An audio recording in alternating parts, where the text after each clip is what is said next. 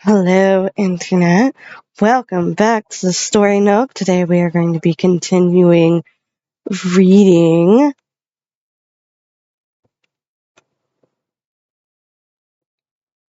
I'd Rather Have a Cat Than a Harem, and my goal is to finish Chapter 5 today. Reincarnated into the world of an otome game is Cat Living Villainous, written by Kozuzu Kobato, and our artist is Hinano Chano. We are on page 91.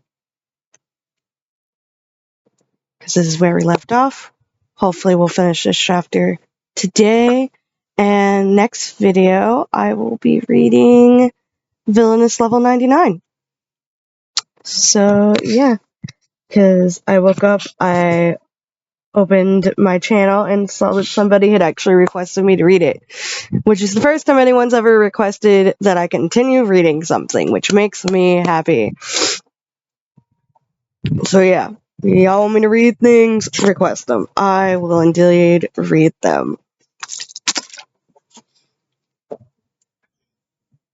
Amy and the others returned to the same place Isabel had seen them off, with the prince on his black horse and Amy and Marvin on the bay mare. The only difference was that now there was a lump of cloth in Amy's arms. Isabel, who had waited outside with the head caretaker of the messenger birds, called out to her daughter when the party approached. "Is that the injured bird, Amy?" "That's right, it's a snowy owl named Rudel. I heard you performed healing magic on him," said the caretaker, full of emotion. "I've been worried all day when he didn't return this morning. I can't thank you enough." As the caretaker looked up at Amy's so appreciatively, she felt a little bashful. "I did, but that was my first time using it on a bird, so please look over him and make sure everything's okay." When she tried to hand Rudel to the caretaker, however, the bird, who had been so peaceful and quiet the whole ride back, screeched loudly and stirred, resisting. What's wrong, Rudel?" When Amy held him tighter to avoid accidentally dropping him, he suddenly quieted down. "Are you all right now? Look, it's your caretaker." But as she tried to extract him from her arms, he once again cried and resisted. After repeating this twice, Marvin suddenly got off the horse and helped Amy down, bird and all.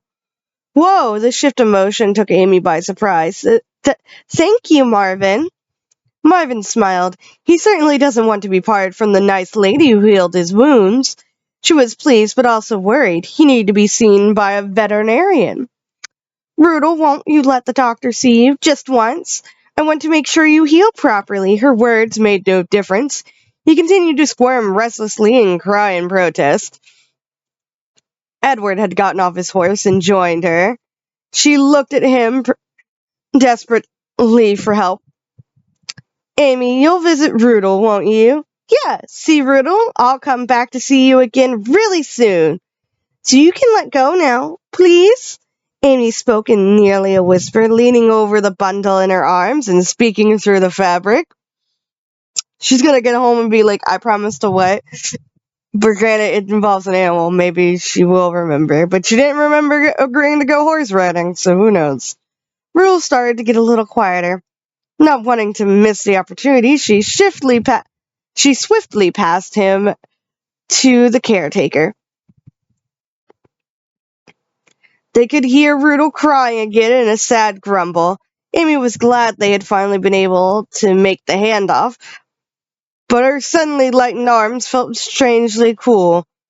Rudel was crying out for her, and it broke her heart. She felt tears falling from her eyes. "It'll be okay," assured Edward. "We'll make sure he heals up perfectly."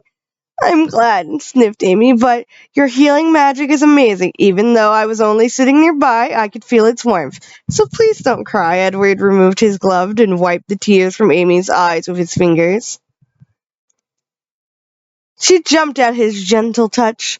Suddenly aware of how close they were standing, "Ed," she stammered. The shock put a complete stop to her tears, and her cheeks flamed bright red. There was a soft smile in Edward's silver eyes, as if he was relieved to see she wasn't crying anymore. "I'd be in trouble if Alec knew I invited you to my castle and made you cry." Why on earth is he talking about Alexander? She didn't really understand, but the awkward expression from everyone else were kind of embarrassing. Momentarily disoriented, she realized it was happening. Amy suddenly found herself making promises to visit the castle frequently so she could visit Rudel, which means Edward got what he wanted secretly. Boy knows how to scheme. A lot of boys in these stories know how to scheme their way around, you know? A week following the tea party, but sometime before the riding outing, Edward had paid a visit to the Coverdale estate. It was the first time he had been there in a while. Edward was visiting for the weekend, and they were up in his room. Alexander had ordered the room to be cleared, so the only other people around was the well-known elderly butler standing quietly in front of the door. Edward, who had taken his usual seat on the sofa opposite Alec, was finding it hard to speak. Nevertheless, he met Alex's eyes and told him what happened at the tea party. "That's why I invited Amy to the riding grounds," he concluded. "Ah, so it is just as I thought, huh?" Putting the teacup back on the table, Alexander folded his hands behind his head and leaned back on the sofa. "Alec, don't get me wrong," Alex said, laughing. "It's not like I fell in love with her or anything." Edward didn't get the sense his friend was lying, but it didn't totally feel like the truth either. No matter what Alex's feelings were, however, Edward's own feelings could not be changed. "But you did meet her first." "It's not first come, first serve," Alex said, laughing again. "To be honest, I was interested in her, but I prefer my girls a little skinnier." "I don't care about looks," Edward protested. "You don't? Well, you probably would think that way. You don't really have a type, do you?" asked Alexander with a blank look. I thought you'd like her, though." "Yeah, I want to talk to her more. Talk to her properly, not just in short little bursts." "Yeah, that's great, but just so you know, I've met her a few times, and she doesn't seem interested in marriage at all." Edward had also gotten that sense from her, even though she was at the tea party intended for selecting a princess consort. Each time he tried to vaguely touch upon the subject, he felt her throw up an invisible, impenetrable wall between them. But they did end up having a lot of fun talking about cats and horses because of it, so maybe it had been for the better. Edward sensed that Amy thought the engagement was something to be avoided rather than sought after. This was later corroborated by what the maiden knight overheard at her table. Yep. It was a few days after the tea party. The maiden and knight were a little nervous. They had never been in the third prince's private room before, but luckily, Hannah, whom they knew, was there, and the meeting proceeded smoothly. Lady Amy and Countess hardly talked about the engagement at all, the maid Alyssa testified. Yes, they talked about things like the food and the fountain. No, she never talked about what she'd do after becoming princess consort, nor did she gossip about the other ladies or anything of the sort. After that, she complained about wanting to go home a lot. She talked about the cat she left back at home. Her attention was drawn to the doors when the prince arrived at the garden, but she had not actually been looking at him. She was looking at a little bird. "I nearly fell over in shock," the maid continued. "She was very polite to me about the tea, told me it was delicious, thanked me for making it. The maids making tea was just part of their job. Alyssa had been working at the castle for 5 years, and she had made teas for hundreds, if not thousands, of times. Guests simply expected it to be brewed perfectly. Many didn't even drink it and just wanted it out for show. I have been scolded about the tea before, but this was the first time I had ever been thanked personally, and it made me really happy." See, this is why you thank your service workers. It makes us happy.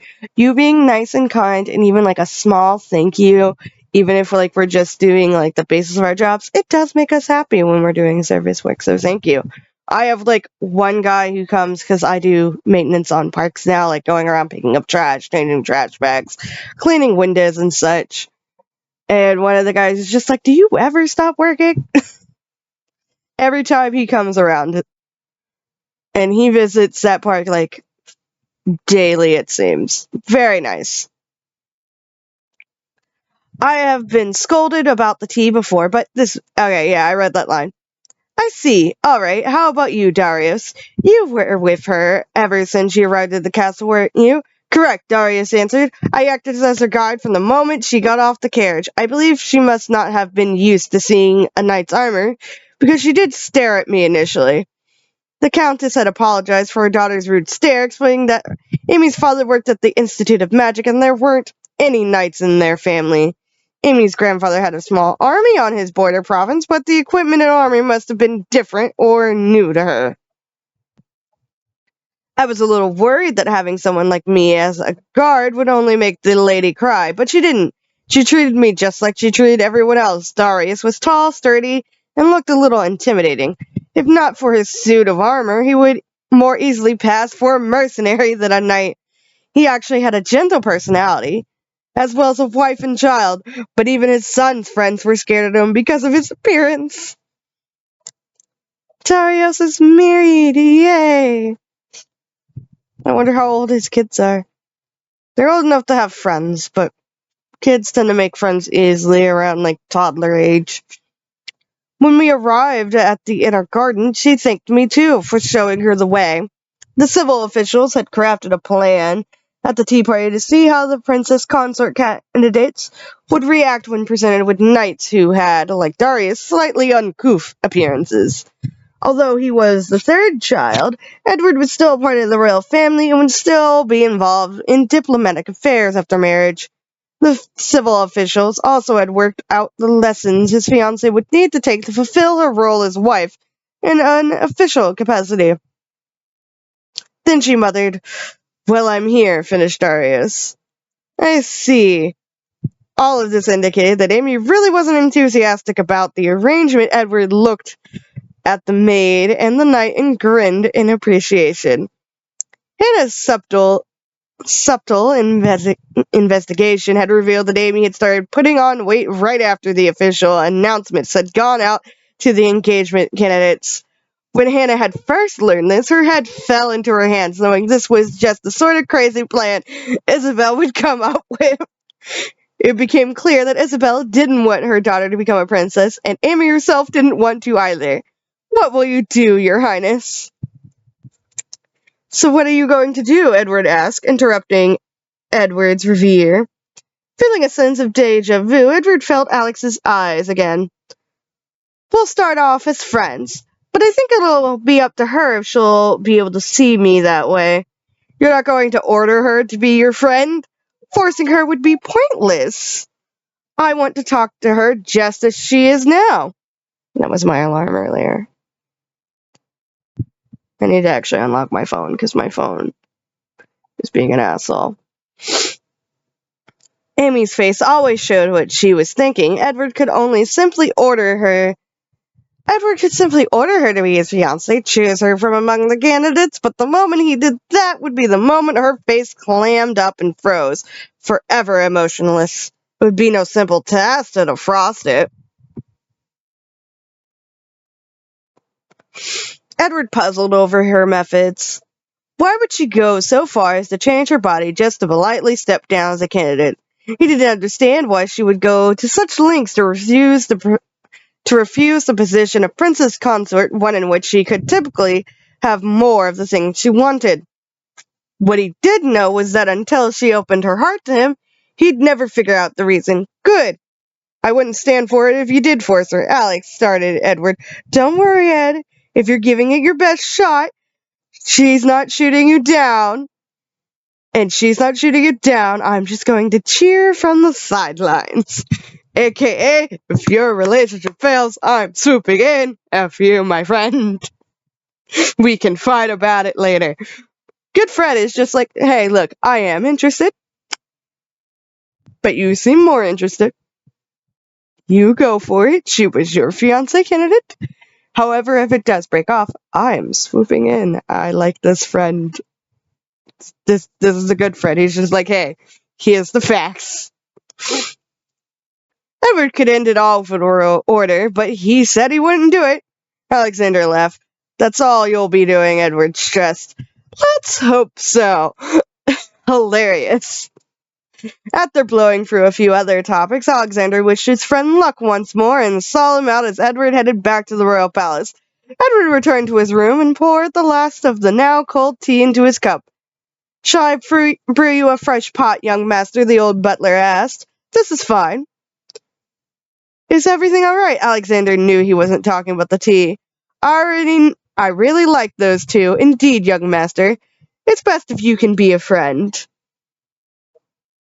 "A friend, young master. That's right. That way you can see everything much more closely without ever losing your position. Don't you think?" As he returned his empty cup to the tray the butler was holding, Alexander thought about the slightly eccentric daughter of the Earl of Northland. Although Alexander was the youngest child, he was the direct descendant of a duke, so he was used to people looking at him and calculating what they wanted from him or for him. Some people were better at hiding it than others, but everyone approached him with ulterior motives. He was aware that he had grown a bit calloused over the years, having received looks like that since he could remember. Even as a child. At school, he was treated more or less equally, but there were still plenty of people ready to pander to him. But Amy Northland was a totally different matter. She was quietly cautious. Although he had provoked her during her first encounter, she treated him normally, even after she had guessed he was the Duke's son. She was awkward, which had somehow removed the distance he had tried to maintain. She was incredibly serious, which made it impossible to ignore a story he had washed his hands of. Then, as he had gotten a little used to her ways, she showed him raw emotion, and then an unfiltered expression overflowing with tears. Amy may not have been used to interacting with people, but he believed she had simply been born with these qualities about her. "She's interesting," he thought. It wasn't as if she had no common sense. She had a decent understanding of etiquette, too. But it was as if her understanding of interpersonal relationships was different from everyone else's. Never selfishly seeking things from other people, she had never had to be calculating or vigilant of others. Amy was younger than he, but sometimes the way she thought about things made her seem his age or older. He would even lose track of time talking with her. Alexander had a hunch, one now nearly confirmed, that his childhood friend, with a life even more restrictive and controlled than his own, would have taken with her. Well, if Ed had planned on forcing matters with her to progress, I would have done things differently too. Alexander nodded slightly, the corners of his mouth turning upwards. "Gramps, if a fiancé candidate were to step down after receiving an offer from a prince, it would be rather hard for her to find another suitor, wouldn't it?" "Indeed. Oh no!"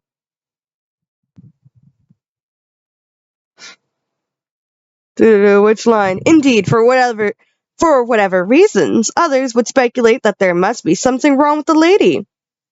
Many would also decline out of respect for the royal family. A good suitor would probably be hard to find. Right. And then, if she were accepted by the family of a duke, that would tie up all loose ends very nicely." "I see. You mean to say that you won't get married yourself until you're certain of their fate, then? I must really like her, huh? Well, we'll see what happens," Alexander said, sounding content as he reclined. And our next chapter is an intermission, which is about 3 pages long. But we're not going to touch on that one for right now. But that is the end of chapter 5.